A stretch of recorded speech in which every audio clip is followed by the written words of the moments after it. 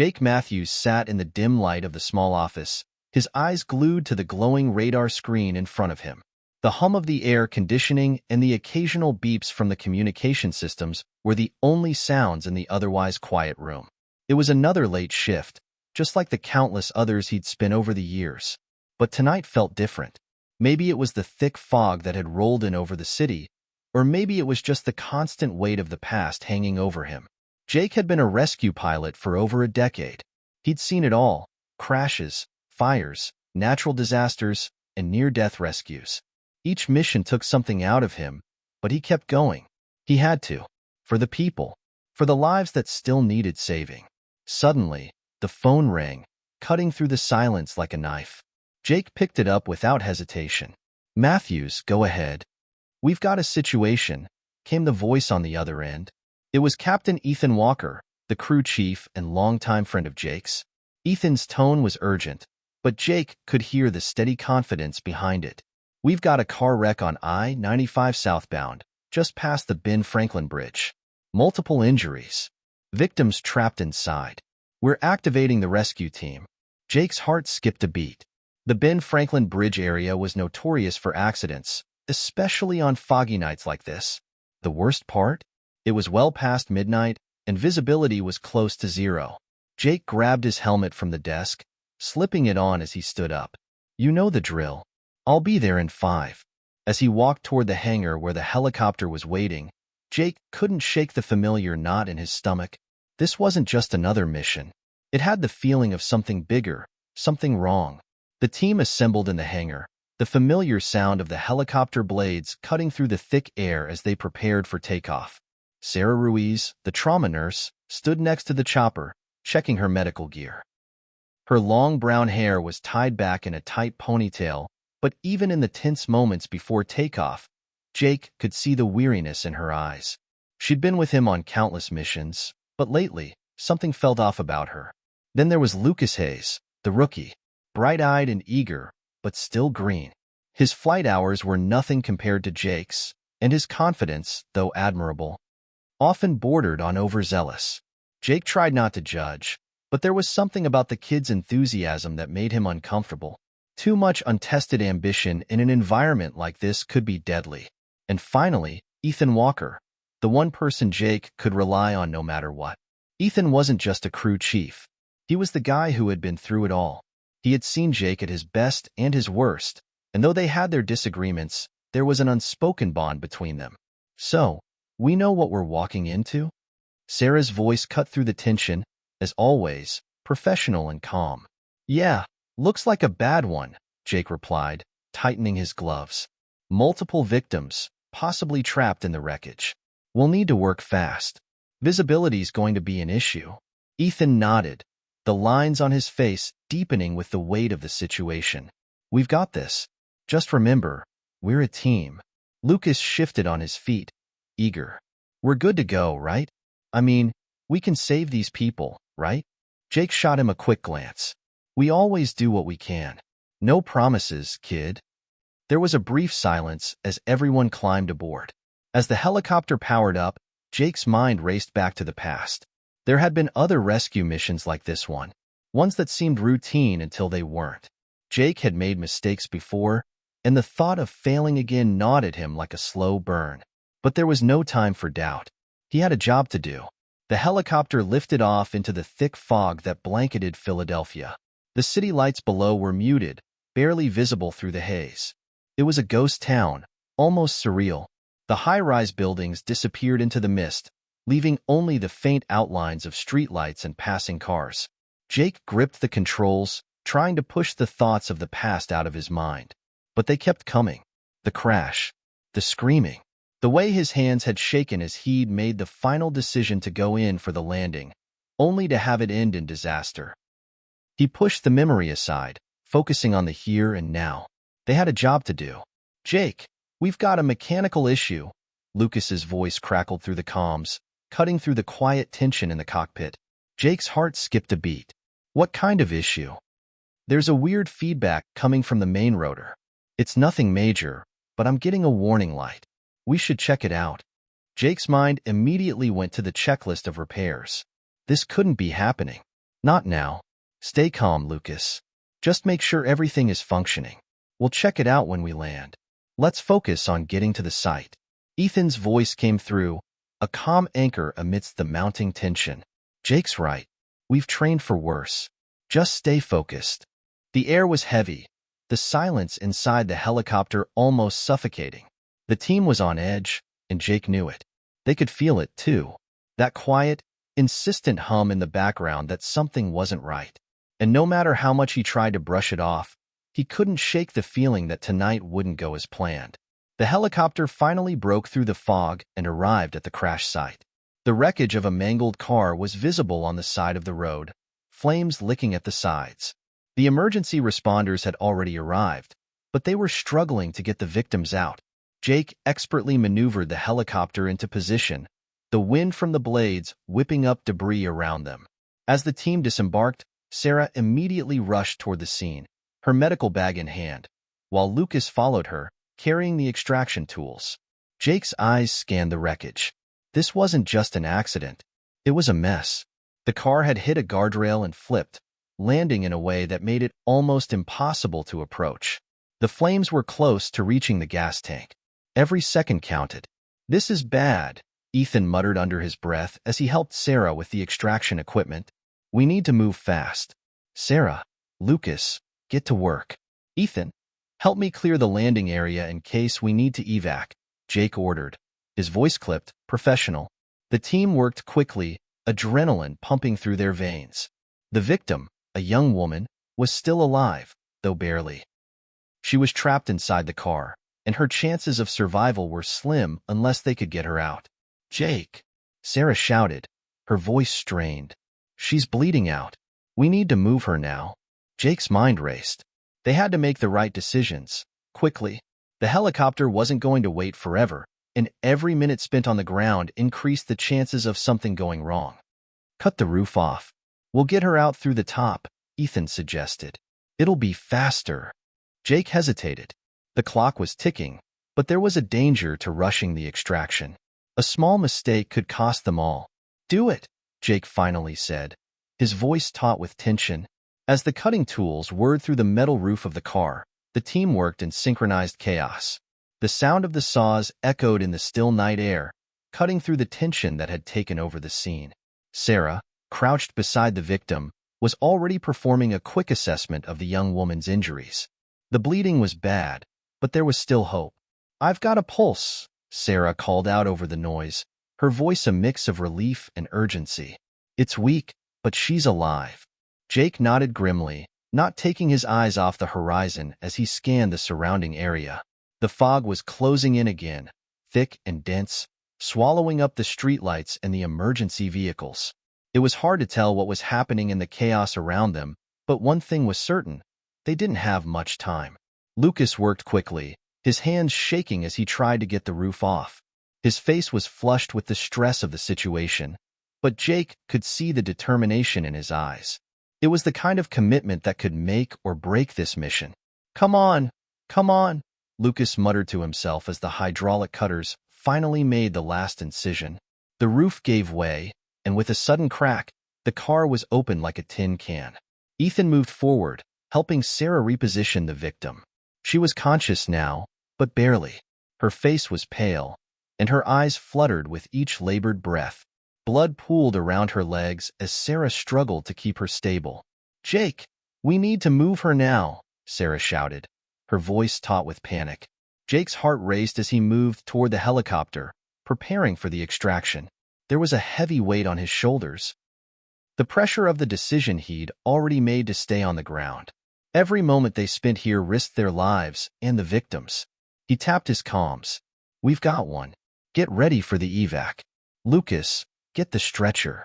Just as Lucas grabbed the stretcher and began to move toward the car, Jake heard a strange sound.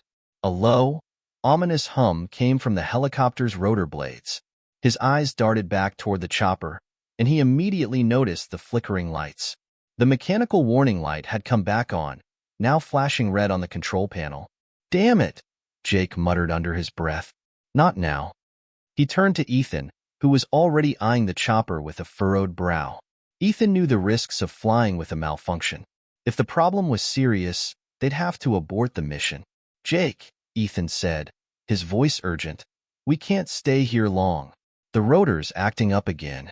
Jake's gut twisted as he calculated their options.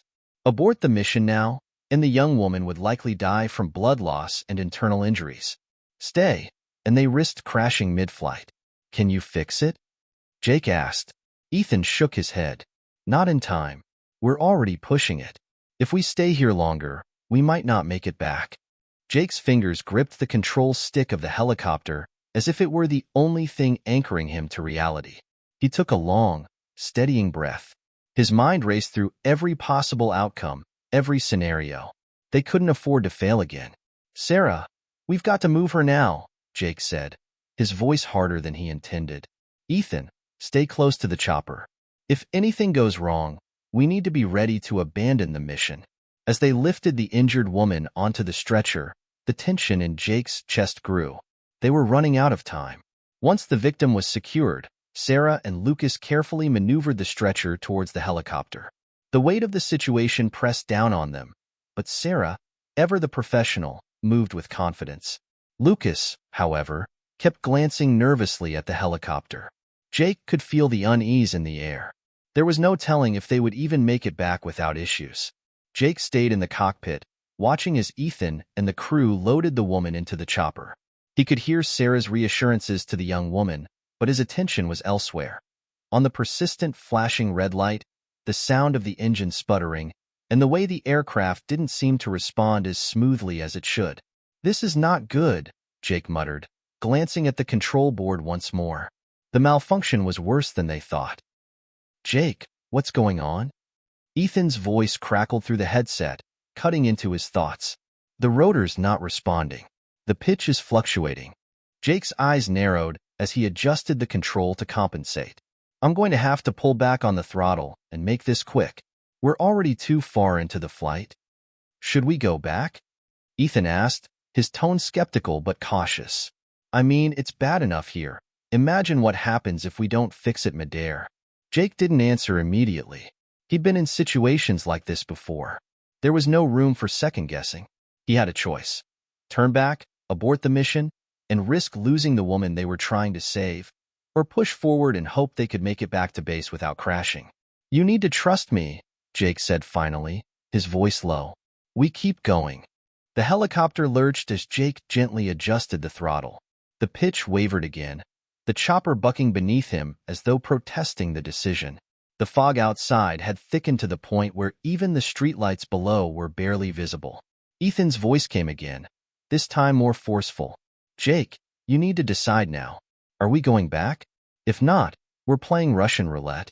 Jake's grip tightened on the controls, his knuckles white from the pressure. He thought about the woman they were carrying, about Sarah, Ethan, and Lucas. The thought of failure, of letting them down again, churned his stomach. They couldn't afford another failure. He had to push forward. We keep going, Jake said firmly. We're not going back. Hold on tight. The next few minutes were a blur of sound and motion as the helicopter continued to fight against the mechanical issues. The engine sputtered, the chopper groaning as it struggled to stay in the air. The strain of the malfunction made Jake's job harder, but he refused to give in. He couldn't let the crew down, not after everything they'd been through. As they flew over the darkened streets of Philadelphia, the unrelenting fog wrapped them in a suffocating grip. The city below felt miles away, even though they were just a few hundred feet above it. Jake knew this was no longer a routine mission. Every second was critical, and his decisions were going to make or break them all. Without warning, the helicopter dipped, the controls slipping beneath Jake's hands. The engine roared as if in protest, the power struggling to maintain altitude. Jake, Ethan shouted over the comms. We're losing altitude. We need to pull up now. Trying. Jake gritted his teeth as he fought the controls. His hands were slick with sweat as the helicopter continued its unstable descent. The ground seemed to be rushing up to meet them. There was a moment of stillness, and then the lights flickered. Everything went black. The last thing Jake remembered was the roar of the engine dying, the sudden shift of the helicopter's weight, and then the harsh impact of metal against the ground. The crash was sudden, too sudden. One moment, the helicopter was fighting against gravity, and the next, the world turned upside down. The sound of metal twisting and the whine of engines fading into silence echoed in Jake's ears. His body lurched forward as the chopper slammed into the ground, followed by an explosion of heat and a shockwave that rattled every bone in his body. For a moment, everything went black. When Jake opened his eyes, everything around him was spinning. His head throbbed with a deep, rhythmic pain, and there was a strange metallic taste in his mouth.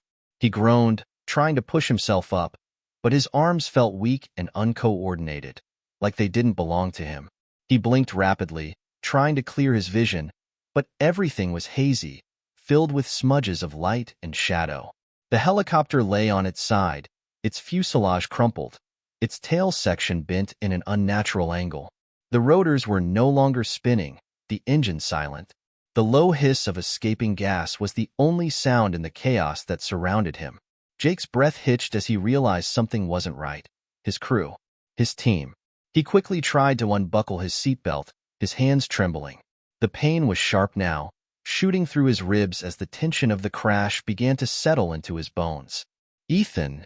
Jake shouted, his voice hoarse. "Sarah! Lucas!" There was no immediate response. Panic clawed at his chest. The fog outside, though thinning, still obscured the view, and all he could hear was the rasp of his own breath as it rattled in his chest. Stay calm. Focus. He forced himself to take deep breaths, pushing through the pain. The next few minutes felt like hours as he tried to free himself from the wreckage. Finally, Jake managed to unbuckle his seatbelt and staggered to his feet, his body swaying. He stumbled toward the door of the helicopter, trying to make sense of the world around him. The helicopter was resting on its side, the windows shattered, and smoke was beginning to curl from the engine. The emergency lights flickered weakly, casting an eerie glow over the wreckage. "Sarah! Lucas!" A distant groan sounded from the wreckage, followed by a cough. It was Ethan. Jake's heart skipped a beat. "Ethan?" Another groan, then a voice. "Jake, is everyone?" Jake rushed toward the sound of Ethan's voice, finding him lying in a twisted mess of metal and broken seatbelts. Ethan's face was bloody, his uniform torn, but he was alive. Barely. Jake's pulse quickened. "Ethan!" He pulled the debris off his friend, trying to assess the damage. Ethan was breathing, though it was shallow and uneven. He had a gash on his forehead, and his left arm was bent at a sickening angle. But he was alive. "Where are Sarah and Lucas?" Jake asked, his voice urgent. He looked around frantically, his eyes scanning the wreckage. I don't know," Ethan rasped, his words barely audible. "I couldn't see them. I think they're on the other side." Jake's stomach dropped, and without a second thought, he moved toward the other side of the wreckage, using his remaining strength to crawl over the broken fuselage. The smell of burning fuel and crushed metal filled his nostrils, but he forced himself to keep going. "Sarah!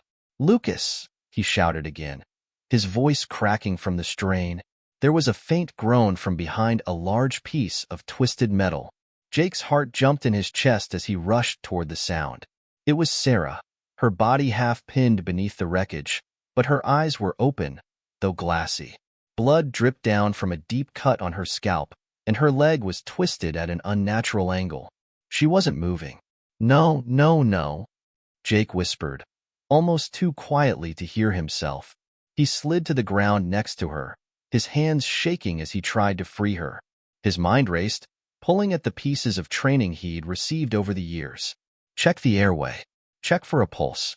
Sarah's breathing was shallow, but she was alive. Her eyes flickered as Jake carefully moved the wreckage off her. "I'm here, Sarah," he whispered, trying to sound confident even as panic threatened to rise. "You're going to be okay." But Lucas was nowhere to be found. Jake's heart sank as he looked around the wreckage, every second feeling like a lifetime. "Lucas!" he shouted again, but there was no answer. He glanced back at Ethan, who was now struggling to sit up, his eyes dazed. "Ethan, where's Lucas?" "I don't know," Ethan replied weakly. "I think he was at the front of the chopper. I saw him just before it crashed." He was working on the rotor. The silence that followed felt like 1,000 years. God, no, Jake whispered, but he already knew. Lucas had been at the front of the helicopter. The impact had been catastrophic, and if the front of the chopper had been crushed, there was no way Lucas could have survived it. But he had to know for sure. He couldn't leave him behind, no matter the cost. Jake moved away from Sarah for just a moment, trying to focus through the pain that shot through his body with every movement. The dizziness was overwhelming, but he forced himself to focus. He couldn't lose anyone else. He staggered forward, trying to ignore the haze in his vision. Think. Stay calm. Then, just as he reached the front of the helicopter, he heard a faint sound, a soft groan, barely audible over the crackling of the wreckage. His heart skipped a beat. Lucas? He crawled over to the front of the chopper, pushing away pieces of twisted metal and debris. And then, finally, he saw him. Lucas was barely conscious, pinned under the remains of the cockpit. His leg was trapped beneath a large steel beam, and his chest was rising and falling in short, shallow gasps. Lucas! Jake's voice broke through the haze of adrenaline and panic. The rookie's eyes fluttered open. Jake? His voice was weak, filled with disbelief. I thought I was dead. You're not dead, kid. You're not dead. But you need to stay with me, Jake said, his voice firm even as the fear gnawed at his insides. I'm stuck, Jake. It hurts, Lucas whimpered, his face pale and covered in sweat. I'm going to get you out of here, Jake said, trying to keep his voice calm, though it wavered at the edges. Don't panic. Don't panic. Jake moved quickly, using every ounce of energy he had left to try to free Lucas. The crash had done serious damage to the helicopter, and getting him out wasn't going to be easy. But he couldn't leave him. He couldn't leave anyone. The sound of the distant chopper grew louder, but it wasn't a guarantee. It wasn't enough to let their guard down. The rescue was close, but they weren't out of danger yet. Jake's heart pounded as he glanced over his shoulder, making sure Ethan was still moving steadily behind him with Lucas, who was slipping in and out of consciousness. Lucas's leg was wrapped in makeshift bandages, but the blood had soaked through, dark red staining the white cloth. Time was running out. With every shallow breath Lucas took, Jake felt his chest tighten. They had to move faster. Ethan, we need to pick up the pace, Jake said, his voice hoarse but urgent. He's losing too much blood. Ethan nodded, his face drawn tight with determination. They were moving through thick brush now, the fog starting to lift just enough for them to see the dim outlines of trees and hills in the distance. They were close. They had to be. Sarah was still out cold, her breathing steady but faint. Jake kept one eye on her, scanning the terrain ahead, making sure there were no new obstacles, no new threats. The sound of the chopper grew louder with each passing second, but there was still no guarantee it was theirs. There were so many variables, so many things that could go wrong. They needed to get to the clearing. Jake, Ethan panted, his voice strained from the weight of Lucas. We're almost there. Just a little further. Jake didn't answer. He couldn't afford to think about anything but getting his team to safety. He pushed forward, his legs aching, his mind sharp with a singular focus. Stay focused. Get to the clearing. The fog was lifting faster now, the sky above them beginning to brighten with the first signs of dawn. Jake squinted into the distance. The trees were starting to thin out, and he could see an open stretch of land ahead. The clearing. But just as they neared the edge of the trees, the sound of the chopper seemed to vanish. Jake stopped in his tracks, his heart skipping a beat. No. He spun around, scanning the sky. The engine sound had faded. Only silence remained. What happened? Jake muttered under his breath, his pulse racing. Ethan slowed his pace, now just behind Jake. He looked over his shoulder, scanning the sky as well. It's gone, Jake, Ethan said, his voice low. Maybe it turned around? Maybe they couldn't see us. No, Jake's voice was a growl. He couldn't afford to give in to fear. Not now. Not when they were so close. He checked his watch. It had to be close to dawn now. They couldn't afford to wait. Ethan, I'm going ahead. You stay with Lucas. If I can get to that clearing, maybe we can signal someone. I'll come back for you. Ethan looked at Jake, his face set with worry. Jake, don't do it alone. We need to stay together. Jake knew Ethan was right, but the situation was dire. The longer they stayed, the more time they wasted, the higher the chance something would go wrong. He couldn't risk that, not when their survival was at stake. I'll be back, Jake said firmly, before turning on his heel and sprinting toward the clearing. As Jake pushed through the last line of trees and emerged into the open space, his lungs burned, his legs screamed with fatigue, but he forced himself to keep going. Stay focused. Keep moving. He dropped to his knees, his heart pounding as he looked around for any sign of a rescue. The clearing was vast, stretching out before him like a wide, empty canvas. There was nothing, not a single sign of the chopper that had been circling. Had he imagined it? Or was it something else entirely? The world felt strangely still, almost like it was holding its breath. Jake dug into his pocket, pulling out a flare. With trembling hands, he ignited it and held it high. The red light flared up into the sky, illuminating the area around him in an eerie glow. Seconds passed, then a minute. His pulse quickened. Please, God. The flare burned brightly, the smoke trailing up into the sky like a desperate cry for help. Jake's eyes scanned the horizon, his heart thumping in his chest. The moment stretched on, each passing second feeling like an eternity. Then, the low hum of an engine. It was distant at first, just a faint whisper in the air, but it quickly grew louder. A helicopter. Jake's heart surged. It was real. They were coming. With the flare still blazing in his hand, Jake waved it higher, trying to signal the approaching chopper. His eyes never left the sky as the sound of the helicopter's rotor blades grew louder. And then, there it was, the massive silhouette of a rescue helicopter breaking through the cloud cover. A flood of relief washed over him as the chopper drew closer, its large body cutting through the mist. Jake's hand trembled as he waved, his heart racing with a mix of exhaustion and hope. The helicopter hovered above the clearing, its searchlight scanning the area before it landed in a wide arc.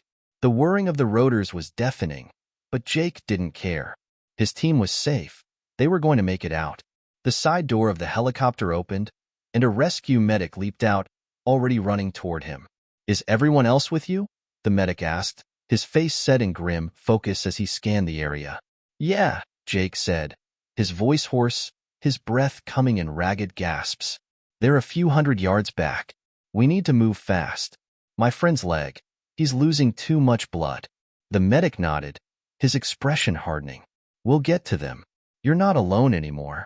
Jake swallowed hard, relief flooding through him like a wave. They had made it. They weren't alone anymore. The medic signaled to the helicopter, and two other paramedics climbed out, rushing toward the trees. Jake, feeling the weight of the last few hours settle on his shoulders, leaned against the side of the chopper, finally allowing himself to breathe a little easier. The relief was brief. They still had to get back to safety. As the medics worked quickly to stabilize Lucas and Sarah, Jake couldn't help but glance back into the clearing one more time. The storm had passed. The chaos of the crash, the loss, the pain. It was all fading into the distance. They had survived. But the journey wasn't over. Not yet. They had to make it home. The helicopter's rotors cut through the cold morning air, the sound a constant reminder of their escape, the faint hum carrying with it the promise of safety. Jake sat slumped in one of the seats, his body heavy with exhaustion, his mind replaying the chaos of the crash over and over again. The journey wasn't over, not by a long shot, but they were alive, and that had to count for something. Lucas was still unconscious, his leg immobilized and heavily bandaged, while Sarah rested in the seat across from him, her head wrapped in gauze, her breathing steady but shallow. The medics had done their job well, stabilizing both of them, but the long road to recovery still lay ahead. Jake's eyes drifted toward the window, watching the countryside blur beneath them as they flew back toward Philadelphia. The landscape was a strange contrast to the storm they'd just weathered. It felt like an entirely different world now. He couldn't shake the image of the wreckage, of the twisted metal, of the terror on Lucas's face as he lay trapped beneath the debris. But there was no time for reflection. They were headed home, and Jake's mind began to shift from the trauma of the crash to the recovery that awaited them. What would life be like once they got back? Would things ever feel normal again? Would he ever be able to sleep without hearing the sound of that chopper's rotor blades? Would his hands ever stop shaking? Jake. The voice broke through his thoughts, and he turned to see Ethan sitting beside him, his eyes grim but filled with understanding. Ethan had always been the quiet one, but now, more than ever, Jake could feel the weight of their shared history. You all right? Ethan asked quietly, the question both simple and loaded with meaning. Jake nodded, though he wasn't sure if he was lying to Ethan or himself. I'm fine. Just processing everything. Ethan's gaze softened. He had always been there when it mattered most, when the world around them seemed to crumble. The bond they shared as a team was unspoken but unbreakable. I know, Ethan said, his voice low. I know. We all are. For a few minutes, neither of them spoke. The steady hum of the helicopter and the rhythmic beeping of the medical equipment filled the silence. It was hard to believe that just a few hours ago, their world had been turned upside down. The crash, the struggle to survive, the fear. It was all still too fresh, too real. But now, at least, they were headed toward a new chapter. Jake leaned back in his seat, rubbing his eyes. He had to be strong for them, for his team. Lucas and Sarah needed him, and the mission, despite everything, had to be completed. There was still work to do, questions to answer, and the haunting thought that the danger wasn't over yet. After a while, the pilot's voice crackled through the intercom. We're approaching the city, folks. Buckle up for landing. Jake straightened, his pulse quickening as they descended toward Philadelphia. As the helicopter dipped lower, the sprawling cityscape came into view, the skyscrapers reaching for the sky. It was hard to believe that everything had changed so suddenly. In a few hours, the city would be buzzing again, while for them, everything felt different. The helicopter touched down with a soft thud, and Jake's breath released in a long sigh. They were home, at least for now. The medical team wasted no time, moving quickly to offload Lucas and Sarah from the chopper and onto stretchers, ready to rush them to the nearest trauma center. Jake and Ethan followed close behind, their legs shaky but steady as they walked toward the ambulance waiting nearby. We're going to make it, right? Ethan asked, his voice full of quiet concern as they approached the vehicles. Jake glanced at him, offering a brief but reassuring smile. Yeah, they're gonna be fine. They were lucky. So much could have gone wrong, had gone wrong. But for now, they had made it. They had survived. Inside the trauma unit, the staff moved quickly, and the chaos of the hospital felt oddly comforting. The machines, the bustling nurses, the sterile environment. It all felt like a return to something familiar, something predictable. Jake and Ethan were guided to a waiting area while the doctors did their work. Both men collapsed into the uncomfortable plastic chairs, exhausted but unable to rest. I can't believe we're here, Ethan murmured, his eyes still focused on the door where Lucas and Sarah had been taken. I thought we were done for. Jake nodded, unable to form words. The truth was, he had thought the same thing. He hadn't wanted to say it aloud, but in those final moments before the chopper had arrived, a part of him had truly believed it was over. But it wasn't. You know, Jake said after a moment, his voice tight, I never thought we'd be the ones to make it out. Ethan turned toward him, surprised. What do you mean? Look at us, Jake said, shaking his head. We've been in some tight spots before, but this was different. We're lucky.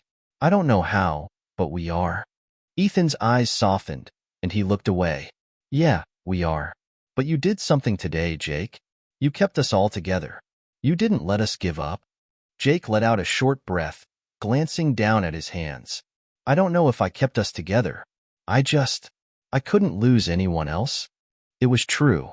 There had been too much loss in his life already. He had seen too many friends and teammates fall.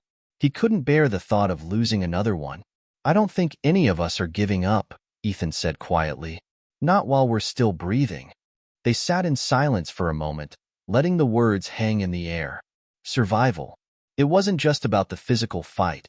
It was about the people who kept you going. The ones who pulled you back from the edge when you didn't think you had anything left to give. Then, the door to the treatment area opened, and a doctor stepped out. His expression was serious, but not as grim as Jake had expected. "Jake? Ethan?" the doctor called, his voice warm but professional. They stood at the same time, walking toward him with bated breath. "Your teammates are both stable," the doctor said, his tone reassuring. "Lucas's leg is broken, and he'll need surgery, but it's not life-threatening. He's already responding to the pain medication." Jake's shoulders sagged with relief. He looked at Ethan, who was visibly relaxing as well. "And Sarah?" Ethan asked, his voice quiet. "Sarah's going to be fine," the doctor said. "She's got a concussion, but there's no major brain damage. She'll need rest, but she'll make a full recovery." Jake exhaled sharply, relief flooding through him. They were going to make it. "Thank you," Jake said, his voice thick with gratitude. The doctor gave them a nod. "We'll keep monitoring them for a while, but for now, they're out of immediate danger." The two men stood there for a moment, processing the news. And then, Jake let out a slow breath. They had made it, not just as a team, but as survivors. "Let's get some sleep," Ethan said, his voice tired but full of relief. "We've earned it." Jake gave a tired grin. "Yeah, we have." As they walked toward the waiting room, Jake knew this wasn't the end. It wasn't the end of the trauma, or the nightmares, or the scars that would stay with them. But it was the start of something new, a beginning after the end. And as they reached the door, Jake felt a flicker of hope, small but steady, warming him from the inside out. The days following the rescue felt like a blur, the adrenaline finally draining from their bodies as they settled into the routine of recovery. Jake, Ethan, Lucas, and Sarah had been transferred to a rehabilitation facility just outside Philadelphia to focus on their physical and mental healing. But as much as the hospital staff tried to make it feel like home, the sterile, clinical atmosphere did little to erase the deep fatigue that clung to each of them. Jake sat in the waiting area of the rehab center, his eyes fixed on the soft green walls that seemed to stretch on forever. It was quiet here, too quiet. The hum of distant machines and the faint sound of nurses' footsteps were the only sounds breaking the silence. Jake ran a hand through his hair, feeling the weight of the past few days press heavily on his shoulders. Survivor's guilt. It was something he hadn't anticipated feeling, but it was there, lurking in the corners of his mind. The others had been hurt. Lucas, in particular, had been lucky to avoid more serious damage. But Jake knew, deep down, that he could have done more. He should have been faster, smarter, more prepared. He was the leader, and he hadn't been enough. He rubbed his eyes, trying to push the thought away. No more. Not now. The door opened, and Ethan stepped in, looking just as tired as Jake felt. His eyes were sunken, and the edges of his smile were tight, but there was still a sense of relief in his posture. "Hey man, how's everything?" Ethan asked, his voice sounding a little hoarse, as if he hadn't spoken in hours. "Same old," Jake replied, forcing a smile. "You know, waiting, trying to figure out what comes next." Ethan took a seat next to Jake, exhaling deeply as he looked around the room. "I know what you mean. It's strange, isn't it? You think you've been through hell, and then you end up here, and everything's just quiet." Jake nodded. "It's like we're stuck in this limbo. We're safe now, but the noise inside my head won't stop. The crash, the chopper, Lucas's leg, Sarah." Ethan placed a hand on Jake's shoulder, his expression serious but not unkind. "You're not alone, man. We're all in this together." Jake met Ethan's gaze, feeling the sincerity behind the words. The bond between them had always been strong, but now, after everything they had endured, it was unbreakable. "I know," Jake said quietly. "It's just hard to let go. Hard to stop thinking about it." "You know? I get it," Ethan said. "But we've been through worse, right? We've come out the other side before. We'll do it again." Jake gave a short laugh. "Yeah, just feels like this time's different." Before Ethan could respond, the door opened again, and the nurse stepped in, her face bright but professional. "Good morning, gentlemen. How are we feeling today?" she asked, holding a clipboard in one hand. "We're good," Ethan said. "Just processing everything." "Of course," the nurse said, nodding in understanding. "You've all been through a lot. Physical and emotional recovery is never easy. But you're all making great progress. She handed Jake a stack of papers. These are your treatment plans and some exercises for the next few weeks. Physical therapy starts tomorrow, but we'll start you off with some lighter activities first. You'll be in good hands, I assure you.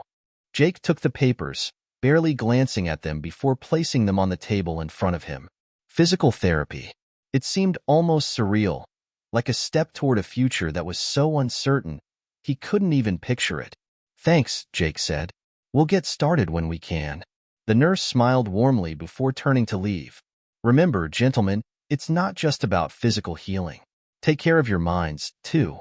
The mental recovery is just as important. If you need to talk, we're here. Jake watched her leave, her words lingering in the room. Mental recovery. It was something they hadn't talked much about. It wasn't something any of them wanted to face. There was still so much left unsaid. The guilt, the fear, the questions they hadn't answered. How's Sarah doing? Jake asked, his voice breaking the silence. Ethan glanced at him, his expression unreadable. She's doing better. She still gets headaches, though, and she hasn't said much about, well, everything. But I think she's okay. Jake nodded, his thoughts drifting back to the crash, to the screams, to the chaos. They all had their demons now. How's Lucas? Jake asked, though he already knew the answer. Stable. The doctors are confident he'll walk again, but it's going to take time. A lot of time, Ethan replied. He's in pain, but he's keeping his head up. You know how he is. Jake nodded, feeling a pang of sympathy for his friend. Lucas had always been the fighter, the one who never backed down, even when the odds were stacked against him.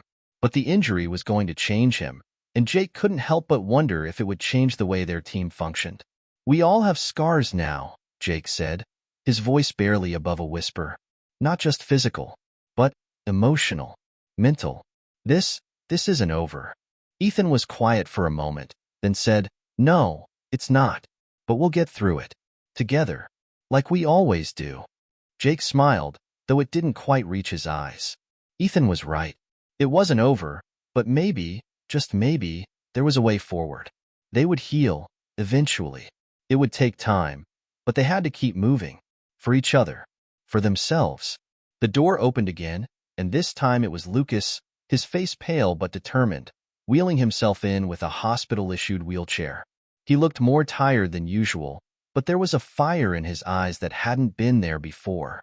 Well, look who's awake, Jake said with a grin. Yeah, Lucas muttered, though his lips curled up into a faint smile. Figured I'd check on the two of you. What have you been up to? Complaining about how miserable you are. Jake chuckled, but there was a warmth to the joke. Lucas was still Lucas, and that was a relief. We're doing good, Ethan said, trying to make sense of this new normal. Lucas raised an eyebrow. Yeah? Well, I'm not letting you two off the hook that easy. We're all in this together, remember? Jake and Ethan exchanged glances, a silent understanding passing between them. They would get through this. Together. As Lucas settled into the chair beside them, the three of them sat in silence for a moment, the weight of the past few days hanging heavy in the air. But even in the silence, there was an unspoken promise that they would find their way forward, together. Jake glanced out the window, the morning light filtering through the glass, and for the first time in a long while, he felt the smallest spark of hope. The weeks at the rehabilitation center felt like an endless cycle of appointments, exercises, and small victories. Each day brought something new, something that gave them just enough momentum to get through the next. Jake was slowly regaining his strength, his bruises and cuts fading, but the weight of what had happened still lingered like an unshakable fog. The nightmares hadn't stopped. They were just quieter now, like whispers that came when he least expected them. Lucas was doing better, though he'd never be the same. The doctors had warned them that it would take months, if not longer, for him to fully recover from the damage to his leg. The first time he had tried to get out of his wheelchair and walk with the help of a cane, Jake had held his breath, his heart in his throat. But Lucas had done it. Slowly, but surely, he was pushing through. Sarah, on the other hand, was still processing the trauma in her own way. The doctors said her concussion was healing well, but it was the emotional scars that were harder to gauge. She had spent most of her time in the quiet corners of the rehab center, sometimes talking, sometimes not. Jake knew she was struggling. The images from the crash were too fresh in her mind, too raw. They all had their ghosts now. One morning, Jake found himself in the center's small gym, working on light exercises with a physical therapist named Carla. She was tall, with dark hair pulled back into a tight ponytail, and she was nothing if not determined. Jake hated how slow the process was, how much effort each movement required. But Carla had been patient with him, not pushing too hard, never rushing him. Today was no different. "You're doing great," Carla said as Jake lifted his arm for the 10th time. "Just keep your focus, all right? It's all about the little steps." Jake grunted, lowering his arm. Little steps. That was the theme of their lives now. Everything was in pieces, fractured by the crash and the chaos that followed. He'd never been a patient person, but now, it seemed like patience was the only thing he had left. "I don't feel great," Jake muttered, trying not to let his frustration show. "This feels pointless." Carla raised an eyebrow. "It's not pointless. You've got to start somewhere." Jake exhaled sharply. "I know. I don't feel like myself. Like I'm missing something." Carla didn't respond right away, as if weighing her words carefully. "It's normal to feel that way, Jake. When you go through something traumatic, your body and mind both need time to adjust. This whole process, healing, rebuilding, isn't linear. It's messy." Jake nodded, but the words didn't quite reach him. He understood them intellectually, but he was struggling to internalize them. Messy. That's what everything felt like now. The pieces of their mission, of their lives, scattered and jagged. There were days when he couldn't stop thinking about how they had been so close to death, so close to losing everything. And now, here they were, trying to piece it all back together. The session ended, and Carla led him to a chair to rest. As Jake sat, wiping the sweat from his forehead, his phone buzzed in his pocket. He pulled it out, glancing at the screen. An incoming message from Sarah. Jake's heart skipped a beat as he opened the message. "Jake, I need to talk to you. It's important. Can you meet me in the garden in an hour?" His brow furrowed. Important? Sarah had been quiet, withdrawn since the crash. For her to reach out like this, it had to be something big. "I'll see you tomorrow, Jake," Carla said as she collected her things, her voice bringing him back to the present. "Yeah. Thanks, Carla," he replied, still distracted by the message. Once she left, Jake stood up, stretching his stiff limbs. He could feel the familiar pulse of anxiety rising in his chest. What did Sarah want to talk about? An hour later, Jake found himself walking through the tranquil garden of the rehab center. The sun was setting, casting a warm orange glow over the flowers and shrubs. It felt like a different world here, far removed from the sterile, white walls of the hospital and the chaotic crash that had set everything in motion. He spotted Sarah near the fountain, her back to him, looking out over the water. He took a deep breath before walking toward her, trying to shake off the nerves that seemed to cling to him like a second skin. She hadn't turned around yet, and for a brief moment, Jake wondered if she even knew he was there. When he was a few feet away, she spoke without turning. "You came," Sarah said softly, her voice low but steady. Jake hesitated, unsure of how to respond. He had always prided himself on knowing what to say, what to do, but this was different. "Yeah, I came. You wanted to talk?" Sarah nodded, finally turning to face him. Her expression was unreadable, but her eyes, those tired, haunted eyes, spoke volumes. She hadn't been herself since the crash. He could see it now, in the way she held herself, in the lines of exhaustion that marred her face. "I've been thinking," she began, taking a slow, deliberate breath, "about everything. About the crash. About us. About what happened." Jake waited, his heart thudding in his chest. This was it. She was finally opening up. "I don't know what to do with all the guilt," she continued, her voice cracking ever so slightly. "I keep thinking I could have done more. Could have helped Lucas, could have helped you, but I froze. I just froze, and I don't know how to live with that." Jake stepped forward, his voice gentle but firm. "You did what you could. We all did. You didn't freeze, Sarah. You were just doing what you had to do to survive. She shook her head, the frustration evident in the way she clenched her fists at her sides. That's the problem, Jake. I did survive, but I don't know how to get past it. I feel like a part of me died back there. Like I'm not the same person anymore. Jake felt a pang in his chest as her words hit him harder than he expected. He knew what she meant. The person you were before trauma and the person you became after. It was like stepping into a different life entirely. The person you were was lost, replaced by someone who couldn't even recognize themselves. Sarah, he started, but she cut him off, her voice rising with emotion. I'm not okay, she said, her eyes welling with unshed tears. And I don't know how to be. I don't know how to fix this. Jake moved closer, placing a hand on her shoulder.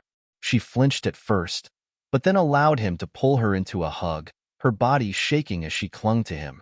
For a long moment, neither of them spoke, just holding on to each other, letting the weight of the past few weeks settle in between them. You don't have to fix it alone, Jake said quietly, his voice low and steady.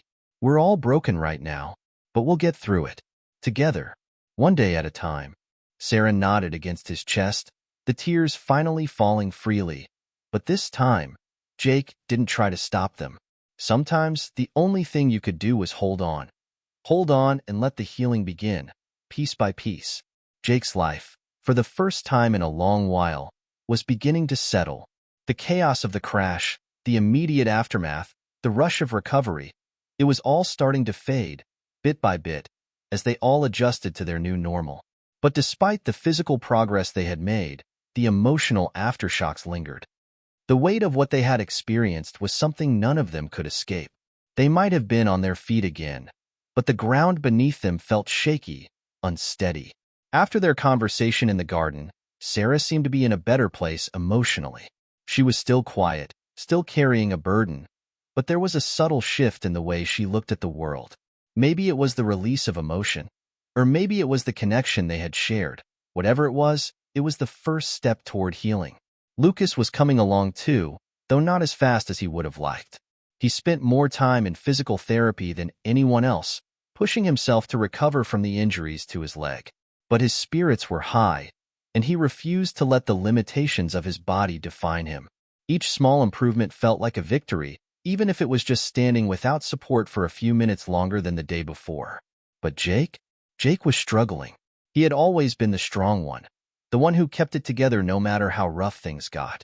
But this time, it felt different. The nightmares were relentless. He would wake up in the middle of the night, heart racing, gasping for breath, his mind still stuck in the sound of the chopper's blades slicing through the air. The crash, the fire, the voices, they were with him, even in the safety of his new life. And though he was surrounded by friends, by people who cared, Jake felt alone. It was late one evening, the sun having long since set, when Jake found himself pacing in the small courtyard of the rehab center. The stars were visible now, scattered across the sky like distant memories. He had been out here for an hour, his hands shoved deep into his jacket pockets, his mind racing. He needed to clear his head. The sound of footsteps approaching made him pause. He turned to see Sarah, her figure silhouetted against the dim light of the courtyard. She hesitated for a moment, then stepped forward, her eyes searching his face. "Can't sleep?" she asked, her voice soft but knowing. Jake managed a small smile, though it didn't quite reach his eyes. "I guess I'm not really trying to. Just needed some space." "You know?" Sarah nodded, her expression thoughtful. "I get that. I've been the same way." They both stood in silence for a few moments, just listening to the sounds of the night. The wind rustled through the trees, and the occasional distant murmur of traffic in the city beyond was the only thing breaking the quiet. Finally, Sarah spoke again, her voice barely above a whisper. "I've been thinking about what you said the other day, about not being alone." Jake's chest tightened. "Yeah." She looked at him, her eyes intense yet kind. "I know it's hard, but we're all in this together. I know it doesn't feel that way sometimes, but we are." Jake exhaled sharply, looking down at his hands. "It's just, I keep thinking I should have done more. Should have been better, faster, smarter." Sarah stepped closer, and her voice softened even more. Jake, there's no manual for what happened. No one could have done everything right. But what you did, what we all did, that's what matters. We got through it. Together. Jake felt a lump form in his throat, his heart pounding in his chest. He had spent so many years protecting the people he cared about, carrying their burdens along with his own. But this time, he didn't feel like the protector. He felt like the one who needed protecting. He swallowed hard and looked at Sarah. I'm trying, Sarah. I swear I am. But sometimes, it just feels like too much. She nodded slowly, understanding the weight of his words. I know. I feel that way too. We all do. She took another step toward him, her gaze never leaving his. But we can't carry it all alone. Not now. Not ever. For a moment, there was a quiet connection between them, a shared understanding that didn't need words. The trauma, the pain, it wasn't something they could fix overnight. But together, maybe they could face it. Maybe, just maybe, they could find their way back. Before Jake could respond, they both heard the sound of another set of footsteps coming up behind them. He turned to see Lucas wheeling himself toward them, a small, determined smile on his face. I thought I'd find you two out here, he said, his voice surprisingly strong. He looked at Jake and then at Sarah, his eyes glimmering with something that could only be called hope. It's quiet tonight, huh? Jake smiled back, though it was tinged with something bittersweet. Yeah, a little too quiet. Lucas's expression softened as he parked himself beside them. I get it, he said. It's been hard. But, the nights are when the worst thoughts come, right?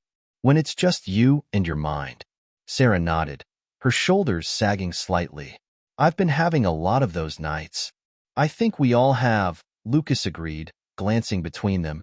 But we can't let those thoughts rule us. Not anymore. We've been through too much to let it take us down now. Jake felt the weight of his words. There was a certain truth in them, something raw and real. They were survivors. They had made it through the worst, and they were still here. We'll get through this, Sarah said quietly, her voice steady. Together. Jake looked at his two friends, their faces determined and worn, but strong. They were all wounded, all broken in their own way. But they weren't alone. Yeah, Jake said finally, his voice soft but firm. Together. For the first time in a long while, Jake felt a flicker of hope, a small spark of light in the darkness. The road ahead was still uncertain, but maybe, just maybe, he didn't have to walk it alone. The days seemed to blend together now, a seamless string of moments where one was hardly distinguishable from the next. For Jake, Sarah, and Lucas, the world outside the rehab center felt both too far away and uncomfortably close. They had lived through something horrific, something that had left an indelible mark on all of them. But life went on. Time moved forward. The question was, could they? Jake had spent the last few days buried in physical therapy, pushing his body to its limits, trying to pretend that everything was fine. The doctors had cleared him for light work, but his mind hadn't healed. The exhaustion from the endless sessions of physical recovery wasn't nearly as heavy as the emotional burden he carried with every step. Every time he lifted weights, every time he forced himself to run on the treadmill, there was an undeniable weight that came with it, a weight he couldn't shake. But it wasn't just Jake. Sarah, though quieter than ever, was still trying to fit herself into the space she used to occupy. She had stopped asking questions about the crash. Instead, she retreated into herself, a place of reflection and hurt. The past few nights, she'd been staying up late, staring at her phone, reading the news stories about the crash. The one that had been dubbed the Philadelphia helicopter catastrophe. The reports were full of details about the wreckage, the fire, the rescue operation. The more she read, the more distant she felt from the person in the articles. That wasn't her. That wasn't the Sarah who had walked into that helicopter that night. And Lucas, he was struggling too, though in a different way. Every morning, he put on a brave face and pushed through his physical therapy with the same tenacity he had when they were out on the field together. But at night, when the world was quiet, when his leg ached and his mind began to wander, the old fears returned. The doubts, the haunting question that always lingered. What if he wasn't enough? It was late afternoon when Jake decided to take a walk outside. The air was crisp, and the sun was just beginning to set behind the trees in the rehab center's small courtyard. The shadows were long, stretching across the grass in eerie, silent angles. As he walked, his thoughts were as tangled as ever, his mind darting from one worry to the next. The weight of his physical recovery was one thing, but the unshakable feeling of being stuck was something entirely different. That was when he saw Sarah sitting on one of the park benches, staring down at her phone. Her face was hard to read, but there was an unmistakable tension in the set of her shoulders. He stopped a few feet away from her, watching her for a moment before speaking. "Hey," he said quietly, not wanting to startle her. She looked up, her eyes flickering over his face before landing on the ground beside her. "Oh, hey, Jake." She didn't smile. She barely made eye contact. It was as if she was physically present, but emotionally, she was somewhere else. "You okay?" he asked, stepping a little closer. He couldn't help it. He was worried about her. She had been retreating more and more into herself, and he couldn't let that continue. Sarah exhaled deeply, her shoulders slumping. "I don't know. I keep looking back, reading the articles, watching the news clips, trying to piece everything together, but it's all just noise. It feels like I'm trying to remember someone else's life. Someone who wasn't me." Jake sat down next to her, his movements slow and careful, as if trying not to break the fragile calm between them. "I get that. It's like the whole thing's a dream, right? Like we're standing on the edge of it, looking in, but we can't remember how we got there." Sarah nodded, her eyes clouded with a mix of pain and confusion. "I keep thinking about how we could have done things differently, how we could have changed the outcome." She swallowed, her voice breaking slightly. "How I could have done more." Jake shook his head, his voice gentle but firm. "You did everything you could. You were there when we needed you. We all did our part. We got through it together. You can't carry the weight of everything that happened. We're all still trying to figure this out." Sarah looked at him, her gaze meeting his for the first time in days. There was a flicker of something, maybe relief, maybe understanding, in her eyes. "I just feel so broken, Jake." Jake took a breath, feeling the weight of her words. He had felt broken too, but admitting it was something else. It was hard to confront the parts of yourself that had been shattered. He nodded. "Yeah, I do too. But we're not alone in it. We'll figure it out. Together." For a moment, Sarah was silent, but she didn't pull away. The world around them was still and quiet, save for the occasional rustling of leaves in the wind. It felt like they had finally reached an unspoken understanding, a quiet acceptance that healing was a slow process, a journey they would have to make together. Lucas, meanwhile, was in the gym again, working on his leg exercises. It had been weeks since the crash, but the physical therapist told him he had made good progress. Still, every step he took felt like a reminder of what had been lost. It wasn't just his leg. It was everything.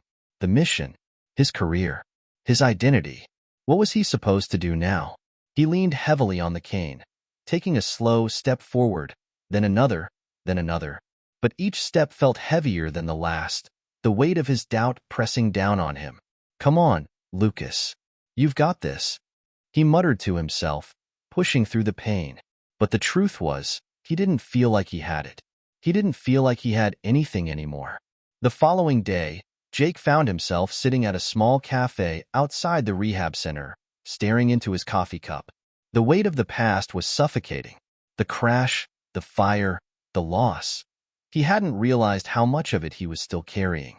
Every day, it felt like more and more of him was sinking beneath the weight of it. "Jake?" He looked up to see Sarah standing at the entrance, her hands tucked into the pockets of her jacket. She hesitated, then walked over and slid into the seat across from him. "I didn't know where else to go," she said, her voice quieter than usual. Jake set his cup down, offering her a small smile. "What's going on?" She bit her lip, clearly struggling with something. I think I need to talk about it. About everything." Jake felt his chest tighten. He had been waiting for this moment, waiting for her to be ready. And now that it was here, he wasn't sure what to say. How could you talk about something so big, so raw? But Sarah needed him, needed them all. "Tell me what's on your mind," he said, his voice steady. She nodded, taking a deep breath. "I keep thinking about the chopper, about that moment, about how it all happened so fast. And then, when we crashed, I remember hearing your voice. Your voice, Jake.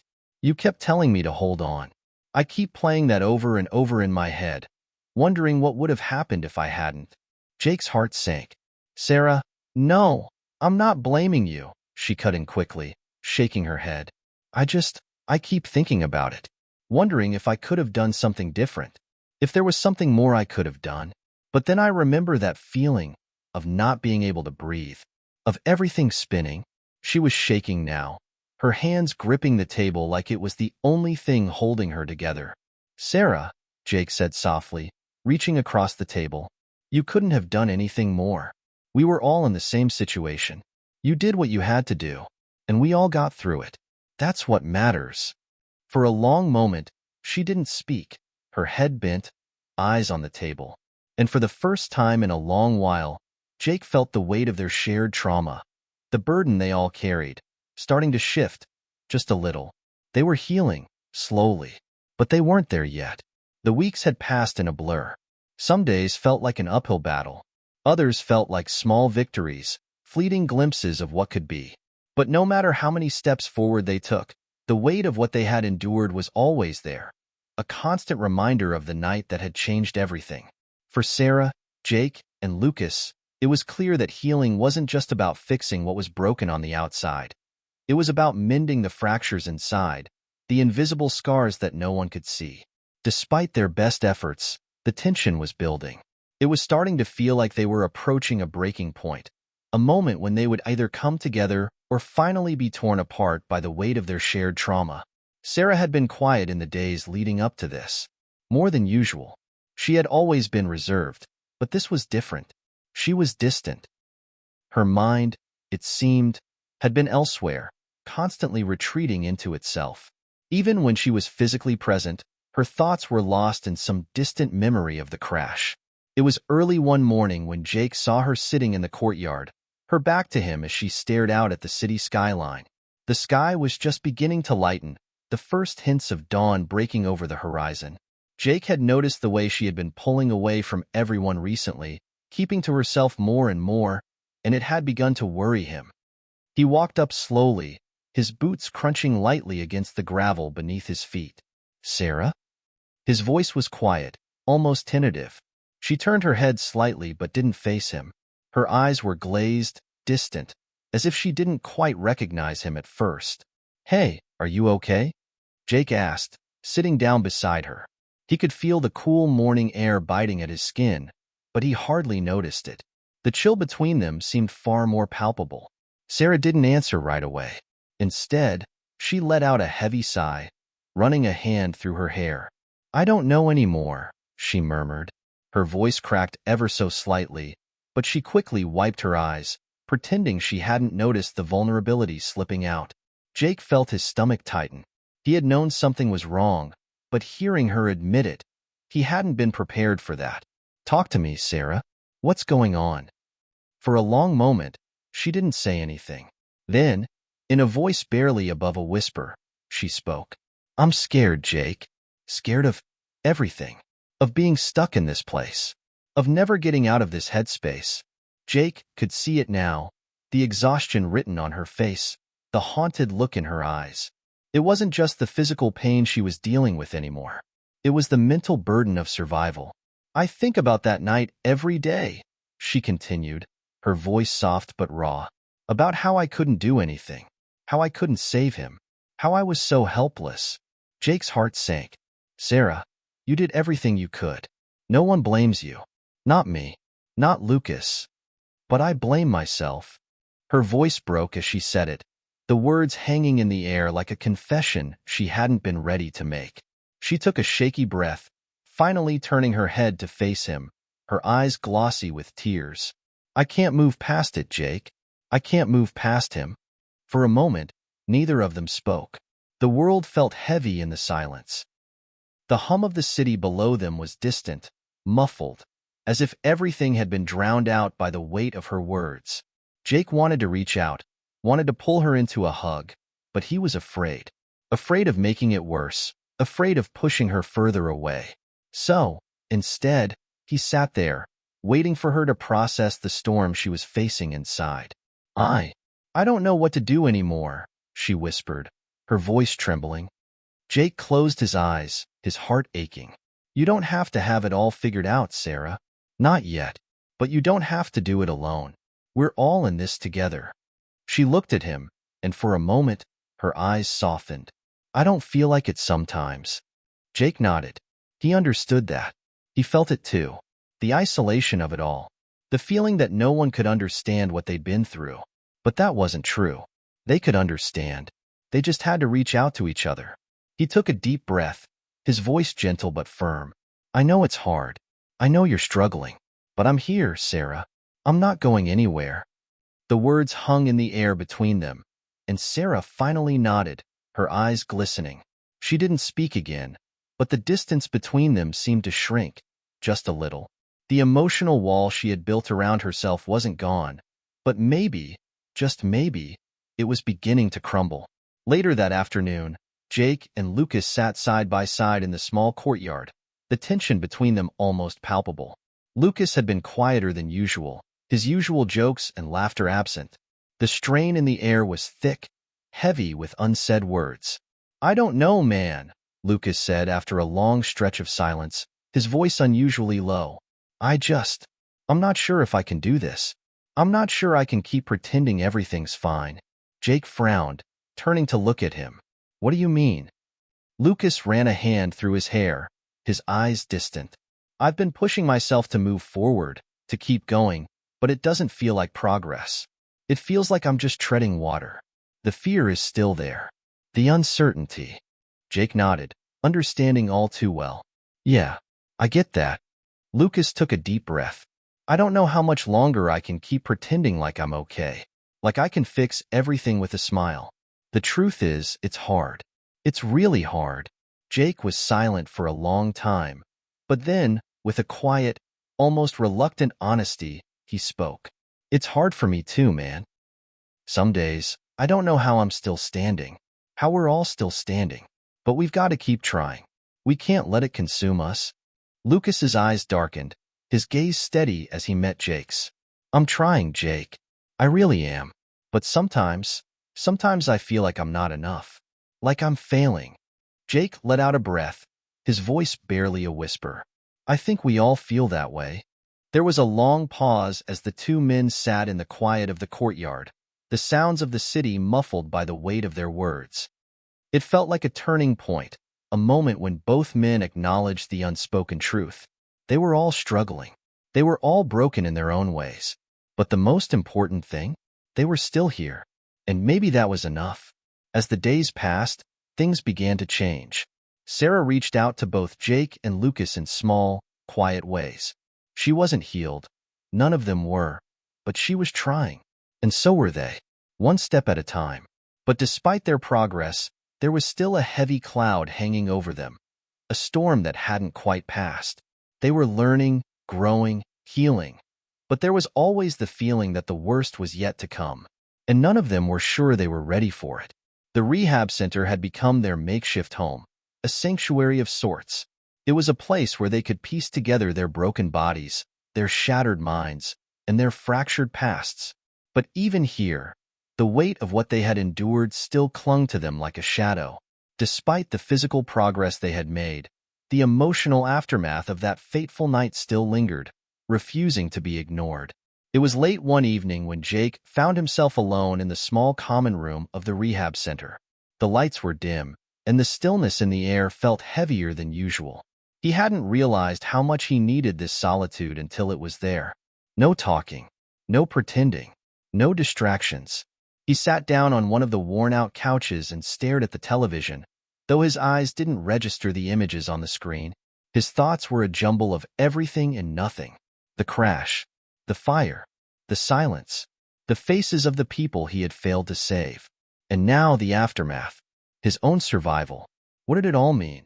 Sarah had been out of sight for the last few hours. She hadn't been around for lunch or dinner.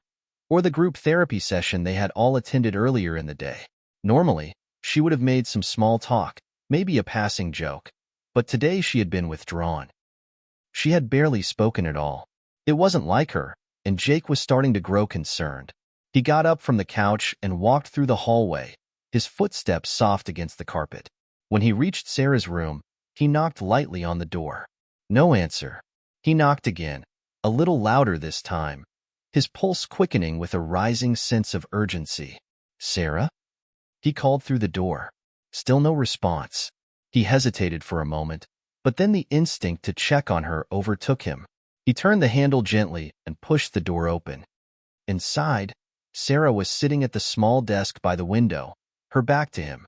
The room was dark except for the faint glow of the streetlights outside, casting long shadows across the walls. She wasn't moving. She hadn't even reacted when he opened the door. Jake stepped inside cautiously, the sound of his own breath feeling too loud in the quiet space. "Sarah?" he repeated, his voice softer this time. She turned around slowly, her face pale, her eyes hollow. The usual warmth in her expression was gone, replaced by something colder, more distant. She looked lost. "I was just thinking," she said, her voice barely audible, her eyes unfocused as she stared at something only she could see. Jake's heart skipped a beat. He had seen this look before. It was the same look he had seen in the mirror many nights after the crash, like everything around them had stopped, like nothing mattered anymore. "Sarah," he said gently, walking over to her, "you need to talk about it. Whatever's on your mind, I'm here. We're all here." She looked up at him, but it was clear that she wasn't fully with him. Her gaze seemed to drift between him and something else in the room, as though she was seeing a world beyond the one they were in. She trailed off, shaking her head as if trying to clear away the fog in her mind. "I can't shake it, Jake. I can't stop thinking about that moment, the moment when I couldn't do anything. When everything just crashed." Jake sat down beside her, not knowing how to make it better, but knowing that being there was the most important thing he could do.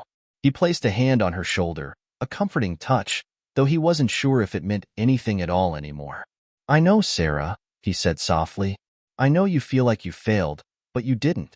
You couldn't have done anything differently." She turned to him, her eyes filled with unshed tears. "But I should have done more. I should have saved him. I should have been the one to—" "Stop," Jake cut in, his voice more firm now. He took a deep breath, looking her directly in the eyes. "You're not alone in this. You didn't fail. We all did what we could, and sometimes things are just beyond our control. But you don't have to carry this alone, Sarah. We carry it together." There was a long pause, the weight of his words hanging in the air.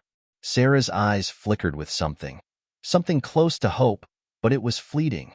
She didn't speak, but she didn't pull away either. Meanwhile, Lucas was in the gym again, his mind consumed with doubts as he worked through his exercises. Each movement felt heavier than the last, not because of his injury, but because of the weight he carried inside him.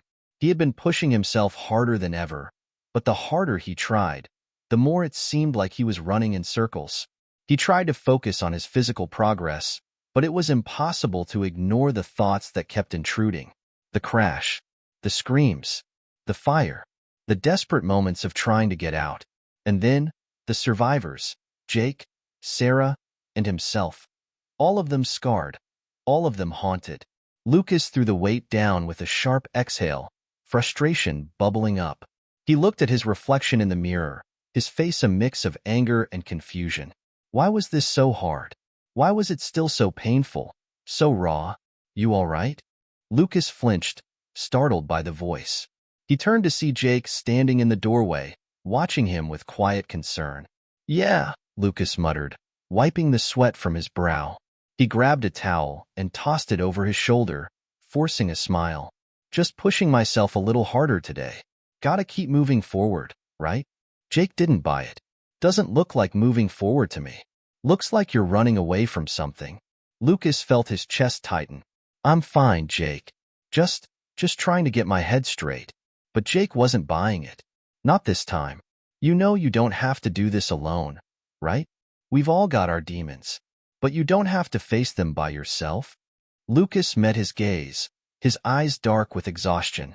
I don't even know who I am anymore, man. I used to be this guy who could handle anything. And now? I don't even know how to get out of bed some mornings. Jake didn't speak for a moment, just watching his friend with a mixture of understanding and frustration. He knew Lucas was hurting. He could see it in the way his friend carried himself, the way he was always doing, always pushing, never stopping. But that wasn't the way to heal. Not really. You don't have to be that guy anymore, Lucas, Jake said quietly. You don't have to fix everything. You just have to be. For a long moment, Lucas didn't respond. But finally, he lowered his gaze, the facade of strength cracking just a little. Yeah, maybe. Maybe I just need to stop pretending. Later that night, the three of them found themselves sitting in the common room together, a quiet silence hanging over the group. Sarah was there, though she hadn't spoken much since their conversation earlier in the day. She seemed more present now, but still distant. Lucas was quiet too, staring at his hands as he fidgeted with the sleeve of his shirt. And Jake, well, Jake was just tired. Tired of pretending that everything was fine. Tired of holding it all together when he wasn't sure how much more he could carry. None of them spoke for a long time, but there was a strange comfort in the shared silence. They didn't have to have the answers right then. They didn't have to be okay, but they were together. And that, in the end, was enough. The weeks rolled by, each day blending into the next as they continued their rehabilitation, inching toward a semblance of normalcy. Yet, despite their physical improvements, the emotional scars left by the crash, by the trauma they had all experienced, were far from healed. Sarah had been trying to re-engage with the world around her, but it felt like she was walking on eggshells.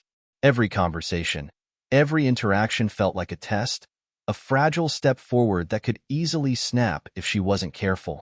And yet, there were moments, fleeting but real, when she could almost believe things could get better. But it wasn't just about healing for Sarah. It was about forgiving herself. One crisp morning, the sound of footsteps echoed through the rehab center's hallway, sharp against the quiet. Jake was heading toward the therapy rooms, his body finally starting to feel less like a stranger to him. The weight of the injuries was slowly lifting, but his mind still felt like a battlefield. Every time he closed his eyes, the flashbacks were there, loud, aggressive, merciless. Sometimes they would come in fragments. The whine of helicopter blades, the desperate cries of those trapped, the smoke, the screams. And every time, he was faced with the crushing reality that he had survived. But what did that even mean? As he passed Sarah's room, he hesitated. The door was slightly ajar, and he could hear soft rustling inside. He knocked lightly before pushing it open. Sarah was sitting at the small table in her room, her back to him. She hadn't noticed him enter. "Sarah?" Jake called softly, not wanting to startle her. She turned to look at him, her face softer than it had been in weeks, but still there was a wariness to her expression. It wasn't that she didn't appreciate the support. It was that she didn't know how to accept it fully, not yet. "Hey," she said, her voice hesitant but polite. She was fiddling with a small notebook in front of her, her fingers tracing over the worn cover. "You okay?" Jake asked, his concern evident. Sarah hesitated, her gaze lowering to the notebook in her hands. I think I'm starting to feel like myself again. In pieces, you know?" She glanced up at him, and for the first time in a while, there was a hint of something like hope in her eyes. It was subtle, but Jake noticed it. "That's good," Jake replied, his voice gentle but tinged with something else. Something like fear. Fear of what really lay ahead. "You're making progress." She smiled faintly. "Yeah, but progress doesn't always mean moving forward, does it?" Jake didn't have an immediate answer. It was true. Sometimes it felt like they were just treading water, making it through the days without truly living them. But at least they were here. They were alive. And that counted for something. "You know," she continued, her voice quieter now, "I've been thinking about him, about Mark, and I realize I never really let myself grieve. I've been so focused on surviving that I never stopped to mourn." Jake nodded slowly. He had seen it in her, this constant push forward, this refusal to stop and feel. He understood it because he had been doing the same thing. But now They were both standing on the edge of something. The edge of their healing, the edge of facing what had happened. Not just physically, but emotionally. "You don't have to do it alone," Jake said, his voice softening. "We're all in this together." Lucas was pacing in the gym, his mind as restless as his body. His physical recovery had been progressing smoothly, but mentally, it was another story.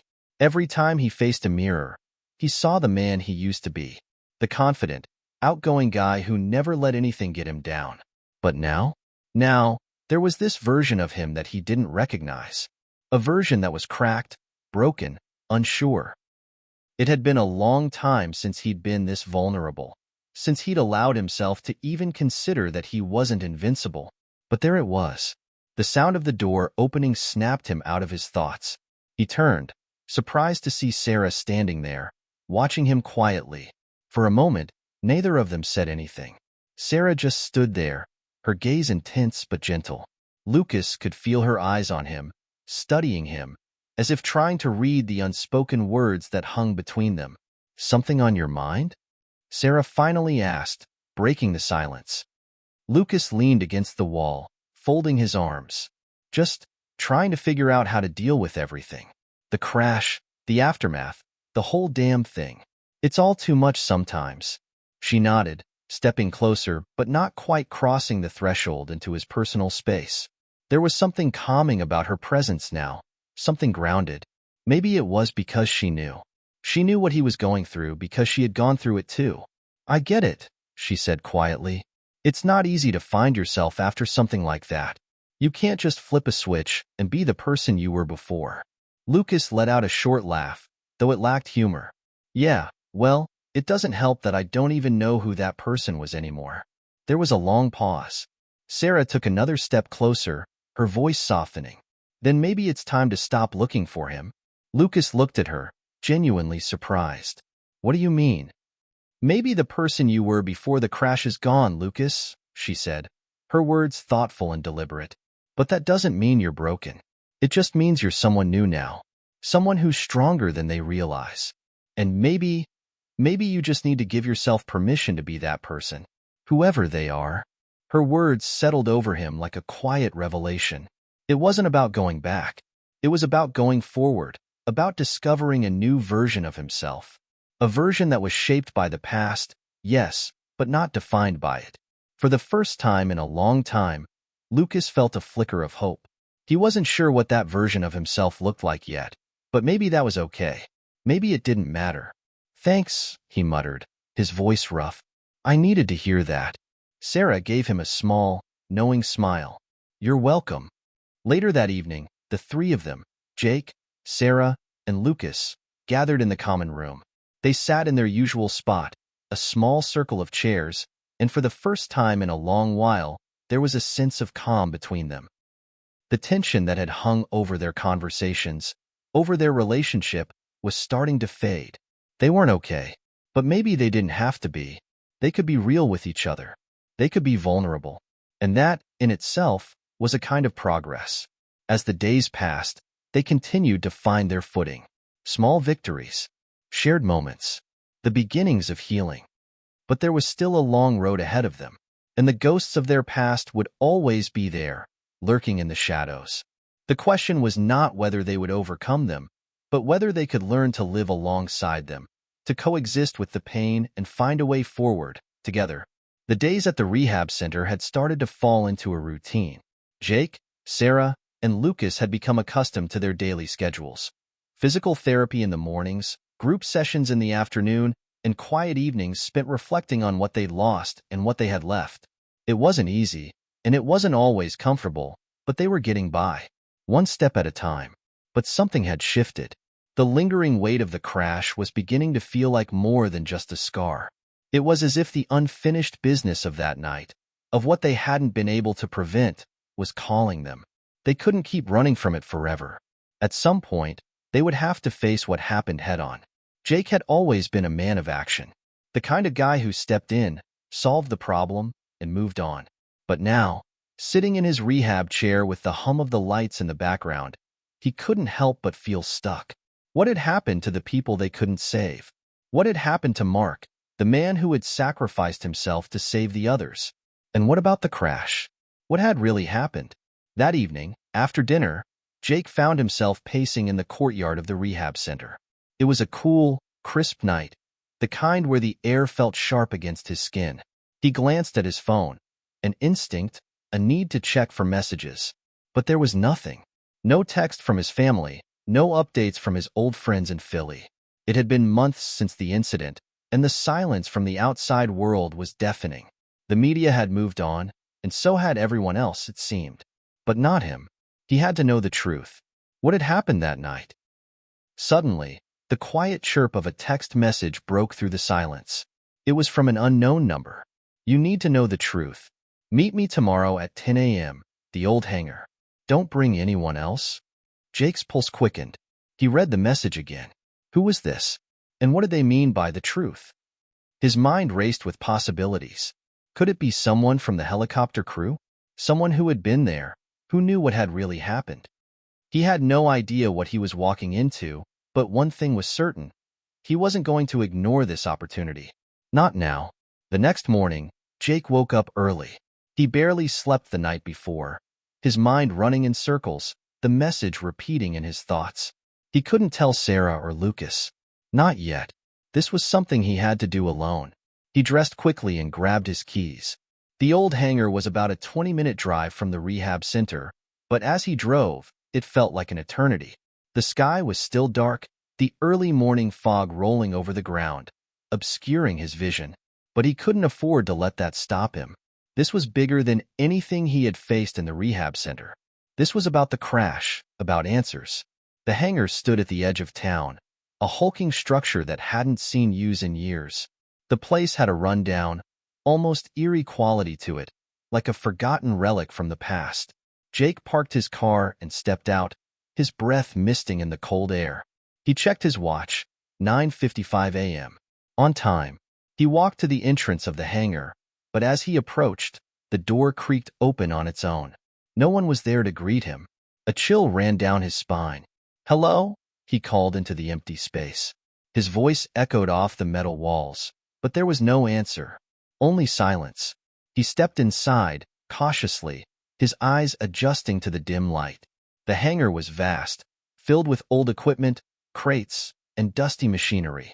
It smelled like rust and forgotten history. He moved slowly, listening for any sign of life. Then, from the shadows, a figure emerged. A man in his late 40s, wearing a weather jacket and a baseball cap. His face was rugged, unshaven, but his eyes were sharp, alert. Jake froze. This was the person who had sent the message. "You came," the man said, his voice low and gruff. "Who are you?" Jake asked, his voice steady despite the unease creeping into his gut. The man smiled faintly. "Name's Kevin. I used to be part of the crew on the chopper that night." Jake's heart skipped a beat. This was it. This was the person who could give him the answers he'd been searching for. "Kevin," Jake repeated, taking a step forward. "What happened that night? What went wrong?" Kevin didn't answer right away. Instead, he motioned for Jake to follow him deeper into the hangar. They passed by old cargo containers and equipment, but Jake's mind was elsewhere. "I can tell you what you think happened," Kevin began, his voice serious. "But you're not going to like it." "Try me," Jake said, his voice edged with impatience. He had waited long enough. He needed to know the truth, no matter how ugly it was. Kevin stopped and turned to face Jake. His eyes were dark, haunted by something Jake couldn't quite place. "The crash wasn't an accident, Jake. It was sabotage." Jake's stomach tightened. "What do you mean? Sabotage?" Kevin nodded slowly. "The helicopter was tampered with. Someone on the inside made sure it wouldn't make it. The engine malfunction wasn't just bad luck. It was planned." Jake felt his blood run cold. Who would do something like that? Why? Kevin didn't answer immediately. Instead, he stepped closer, lowering his voice. Because someone wanted that mission to fail, and they were willing to take everyone down with them to make sure it did. Jake's mind raced. This was bigger than anything he had imagined. He had been focused on his own survival, on his own guilt. But this changed everything. But why? Jake asked again, more urgently. Who did it? Kevin's gaze flickered. A brief moment of hesitation before he spoke again. That's the part one can't answer. But I know someone who can. Jake stepped closer, his eyes narrowing. Who? Kevin looked around nervously, as though checking to see if anyone was listening. There's someone still inside the system, someone who knows exactly who was behind it. But you're not going to like what you have to do to get the information. Jake's pulse quickened. What do you mean? Kevin took a deep breath. You'll have to go after them. The people behind this aren't out in the open. They're still working in the shadows. And the only way to get answers is to dig deeper than you ever have before. You're not going to get this information through normal channels. Jake was silent for a long moment. The weight of what Kevin was saying hit him all at once. There were people out there. People who were still hiding in the dark. People who had orchestrated this nightmare. But Jake didn't have the luxury of waiting around for someone else to fix it. He had to act. He took a deep breath and nodded. Where do I start? Kevin's eyes locked onto Jake's, his expression grim. I'll give you the first name. After that, you're on your own. The drive back from the hangar felt different this time. The car's tires hummed against the asphalt. But inside, the world seemed to have shifted. Kevin's words lingered in Jake's mind like a bad taste, his stomach still tight with the knowledge that the crash wasn't a mere accident, but something deliberate, something orchestrated. The thought that there were people out there, hiding in the shadows, who had played a part in it, gnawed at him. But there was more. The name Kevin had given him, it was the only lead he had, and he knew that now he had no choice but to follow it, no matter where it took him. As Jake pulled into the rehab center parking lot, he hesitated. Sarah and Lucas had been a steady presence in his life for the past few months, but this was something he had to do alone. The burden of this new truth was his to carry. But at the same time, it felt like something bigger than himself, bigger than all of them. That night, Sarah sat across from Jake in the common room, her eyes carefully studying his face. She had been worried about him. Lately, he'd been distant, as if his mind was elsewhere. And now, she noticed the way he fidgeted with his phone, his brow furrowed in concentration, his lips pressed tightly together, as though he was holding back a storm. Jake, she said, breaking the silence. You've been off lately. What's going on? He met her gaze briefly, then looked away, his fingers tapping against his phone. It's nothing. Just thinking about stuff. Jake, she pressed, her voice softer now. I know you're trying to handle everything on your own, but you don't have to. We're in this together, remember? He sighed, rubbing his forehead, frustration simmering just beneath the surface. He wanted to tell her, he really did, but part of him was still afraid. Afraid of how she'd react, afraid of what it all meant. I appreciate it, Sarah, Jake said quietly, his voice tense, but there are things I have to deal with, things I need to figure out on my own. Sarah sat back, her expression unreadable for a moment. She knew Jake well enough to recognize when he was shutting down, but something about the way he said it told her this wasn't just him trying to distance himself. Something had changed, and it had to do with the crash. I know you're going through something, Jake, but don't push us away, okay? We're not just here for rehab, we're here for you. Whatever it is, you don't have to face it alone. He opened his mouth to say something, but the words caught in his throat. What could he say to that? The last thing he wanted to do was worry Sarah more than she already was. But could he really keep going without her? Without Lucas? Jake got to his feet, pacing the room as he ran his hand through his hair.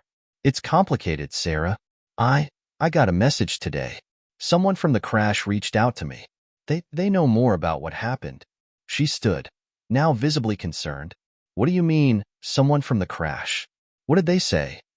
Jake hesitated, glancing at Sarah. His jaw clenched. They said it wasn't an accident, Sarah. It was sabotage. Someone inside the system wanted the mission to fail. And they're still out there. Whoever they are, they're still hiding in the shadows. The room was silent for a long time as Sarah absorbed his words. Slowly, she shook her head, as if trying to make sense of what he had just said. So what are you going to do about it? She asked, her voice quiet but steady. I don't know yet, Jake admitted. I'm going after whoever did this. But I can't bring anyone else into this. Not yet. It's dangerous. Sarah's face tightened, a mix of concern and frustration. Jake, you can't just go chasing shadows by yourself. This isn't something you should be doing alone. You're not the only one who's been affected by this. We've all been affected. Jake closed his eyes, his hand gripping the back of the chair. He wanted to argue, to tell her she didn't understand. But deep down, he knew she was right. I'll be careful, he promised, his voice softer now. I just need to know the truth, Sarah. We all do. The next day, Jake set out to track down the name Kevin had given him, Maggie Winters. From what Kevin had said, she was the key to unlocking the final pieces of the puzzle. The problem was, Maggie wasn't easy to find. She wasn't on social media, didn't seem to have any real public records, and certainly hadn't left a paper trail. But Jake wasn't going to give up. After hours of digging, Jake managed to find an old address. A small apartment in the outskirts of the city. When he arrived, he didn't know what to expect, whether Maggie would be there, or whether he would be walking straight into a trap. But he had no choice. This was the only lead he had.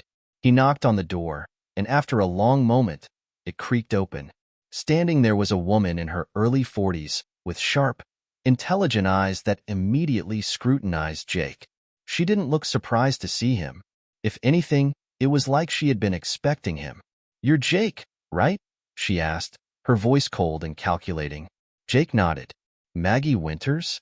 She didn't say anything at first. Instead, she stepped aside and motioned for him to come in. "I wasn't expecting you to find me so soon, but you did.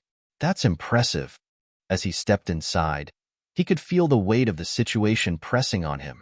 The apartment was small, cramped, with cluttered shelves full of old files and newspapers. There was a sense of urgency in the air, as if Maggie had been waiting for something like this to happen for a long time. "So," Jake said, trying to steady his nerves, "what do you know about the crash?" Maggie turned to face him, her eyes narrowing. "Everything, and nothing. Depends on how badly you want the truth." Jake's heart raced. He wasn't sure if this was a game, or if she truly had the answers he needed. But one thing was clear. This wasn't going to be easy. The tension in Maggie Winters' apartment was thick, like the air before a storm. Jake stood just inside the door, watching Maggie as she moved silently across the room, her fingers lightly brushing against the old files and stacks of papers on the cluttered desk. She had a way of holding herself, poised yet guarded, as if every inch of her was a carefully constructed wall. Jake couldn't quite decide if she was trustworthy. She knew more than she had let on, but would she actually tell him everything? Or was she playing some kind of game with him? "So, what's the deal, Maggie?" Jake asked, trying to keep his voice calm despite the anxiety bubbling up inside him. "What do you know about the crash? Who was behind it?" Maggie stopped, her back still turned to him. For a moment, it felt like she was considering her next move carefully. Then, slowly, she turned around and met his gaze. The sharpness in her eyes made it clear she wasn't afraid of the truth. It was something else entirely that had her on edge. "Not everything you've heard is true," she said, her voice low but firm. "But that doesn't mean there aren't pieces of the story you've been missing. Pieces you need to understand, Jake." Jake stepped forward, his fists clenching at his sides. The clock on the wall ticked loudly in the silence, amplifying the weight of her words. "What are you talking about?" he pressed. "I need answers now. People died that night. Maggie. Mark. Mark died." His voice cracked, but he pushed on. "I can't just let that go. Not without knowing why it happened. Why I couldn't stop it." Maggie's face softened, a flicker of something like sympathy passing through her eyes. She exhaled slowly, as if she was weighing how much to give away. "I know," she said quietly. "I know how you feel. But there are things you don't understand yet. Things that go much deeper than just a failed mission." Jake didn't care about the details of the mission anymore. It wasn't about that. It was about the people, about Mark, about the crew, about everything they had lost. He couldn't keep his emotions in check. "You're telling me this wasn't an accident, but you're not giving me a damn thing to work with," he said, the frustration evident in his voice. "What's the point of this, Maggie? Are you going to help me or not?" Maggie didn't respond immediately. She just stood there, her eyes scanning Jake's face as though searching for something. Then, with a deep breath, She walked to the desk and picked up a file. It was old, with yellowed edges and a few creases along the sides. She opened it slowly, the faint sound of paper rustling breaking the silence. "You want to know the truth?" Maggie said, her tone turning cold, almost calculated. "All right, let me tell you about Operation Redline." Jake's heart skipped a beat. He'd never heard of it, but the name sounded important. Too important to ignore. "Operation Redline?" he repeated, his voice barely above a whisper. "What's that? Some kind of code name?" Maggie nodded. "Yes, a covert mission that was never supposed to exist, but it did, and it had its own agenda. The crash was only a small part of the bigger picture, a part that some people wanted to bury." Jake leaned forward, his eyes narrowing. "And who were the people behind it?" She shot him a look. "Not who. What?" He didn't understand at first. The words didn't quite fit together in his head. "What? What do you mean, Maggie?" She set the file down and walked over to the window, staring out into the dimming daylight. Her voice was steady, but there was something unspoken in her words. Something Jake wasn't sure he was ready to hear. "I'm talking about the higher-ups, the ones who control the missions, the funding, the decisions that get made. The ones who decide who lives and who dies." Jake's breath caught in his throat. He took a step back, his mind racing. He thought he understood, but now, everything was becoming even more complicated. "Are you saying this was planned by people in the government? The military?" he asked, incredulous. "You're telling me that someone high up in the chain of command wanted that helicopter to crash?" Maggie didn't answer immediately, her eyes still focused on the outside world. It was almost as if she was stalling, preparing herself for the weight of the truth she was about to reveal. "Yes," she finally said, her voice dark, "but not for the reasons you think. It wasn't just about sabotage. It was about control, power. Someone wanted to send a message, to cover up a secret. And the people on that helicopter, they were collateral damage." Jake's head spun as he processed her words. "A cover-up? What kind of secret?" Maggie turned around, her face intense. "Something much bigger than any of us could ever imagine. The crash was just the beginning. And now, Jake, it's your turn to decide how far you're willing to go." Jake's pulse quickened. "What are you asking me to do?" Maggie stepped toward him, her eyes locked on his. "You want answers, right? You want to know who's responsible for what happened that night? Then you have to go after them. You have to dig deeper than I ever could. I'm already a target, and I don't know how much longer I can stay in the game. But you still have time. You still have the element of surprise." Jake felt his throat tighten. He hadn't come here expecting this. He had come for answers, not for a whole new set of impossible tasks. But now, the stakes were higher than ever. He couldn't just turn back. "I'm listening," he said, his voice steady, despite the maelstrom of thoughts swirling in his head. Maggie exhaled slowly. "The key to everything is Adrian Novak. He's the one pulling the strings. He's been running the operation behind the scenes, controlling everything. And he's the one responsible for the crash." Jake's heart hammered in his chest. "Adrian Novak? Who is he? Where can I find him?" Maggie's lips pressed into a tight line. "That's the problem, Jake. Novak doesn't play by the rules. He's disappeared off the radar for years.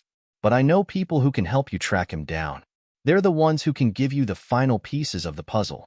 But getting to them, well, that's the real challenge." Jake took a deep breath. It was clear now that this wasn't just about finding answers.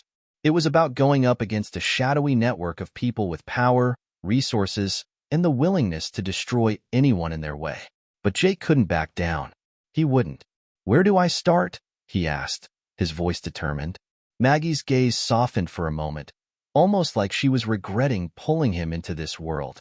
But she didn't hesitate. She walked over to the desk and opened a drawer, pulling out a small, folded piece of paper. She handed it to Jake. "This is the name of a contact who can help you get closer to Novak. Be careful, Jake. This goes way beyond you now. And if you want the truth, it might cost you everything."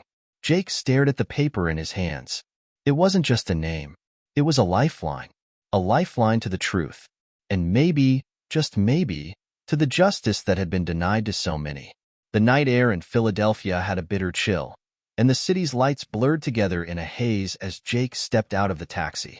His hands trembled slightly as he adjusted his jacket, the weight of the situation pressing down on him. Everything had led to this moment. The meeting with the contact, the name Novak, and the tangled mess of secrets he was now a part of. The contact Maggie had sent him to was an old operative from the intelligence community, someone who could trace the people behind Adrian Novak. The address Maggie had given him was an abandoned warehouse on the outskirts of the city. It was the kind of place where no one would ask questions, where people could disappear without a trace. But Jake couldn't shake the feeling that, like everything else, it was a gamble. He checked his watch. It was nearly 2 a.m. He was running out of time, and every second counted. As he approached the warehouse, a flickering light from the inside illuminated the cracked windows.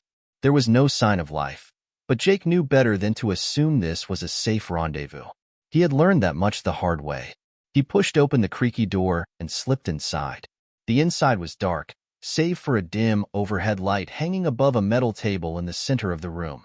The air was musty, filled with the smell of damp concrete and rust. As his eyes adjusted to the shadows, Jake saw the figure standing by the table.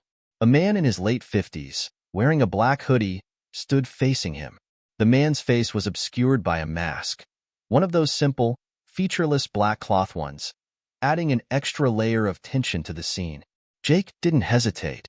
He stepped forward and extended his hand. "You must be the one Maggie sent me to." The man didn't move, his eyes studying Jake carefully through the slits in his mask. Then, slowly, he spoke. "Jake Turner, you've been asking a lot of questions. Questions that are dangerous." The voice was gravelly, worn, as though it had been through 1,000 conversations like this one. "But Maggie's right. You're in deeper than you realize." Jake didn't let the man's words rattle him. "I'm here to find Adrian Novak. I know he's involved in the crash. I know he's behind the operation that's been covering this up. I need to know how to get to him." The man stared at Jake for a long moment. There was a flicker of something, maybe amusement or recognition, before he finally spoke again. "You're a bold one, Turner. But let me make something clear." The man leaned in, his voice low and threatening. "You can't just go after Novak. The people he's working with, the ones who protected him all this time, they don't care who you are or what you know. They'll destroy you, without hesitation. You don't even know the half of it." Jake's patience was running thin. "I don't care about the danger. I care about the truth. I care about the people who died, about the lives that were ruined because of a lie. I'm not leaving here until I get answers. Now, what do you know about Novak?" The man paused, as though debating whether to answer. Then, with a reluctant sigh, he pulled a piece of paper from his jacket and slid it across the table.